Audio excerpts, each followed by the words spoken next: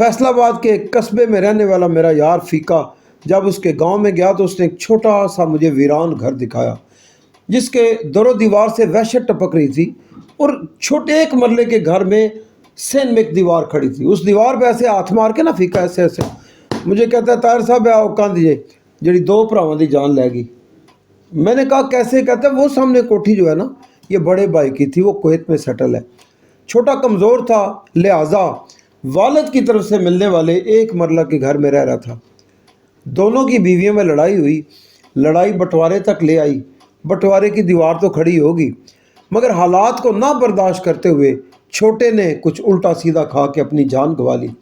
बड़े को पता लगा, रोते पीटते गांव में आया, अपने लोगों से मिला। सब ने कहा तेरे भरा दा कोई कसूर नहीं थी। पछतावे की आग कुछ इस मुकाम पे ले आई बड़े को कि घर से रोते पीटते आया, उसी दीवार पे आके सर पटक पटक के जान दे दी।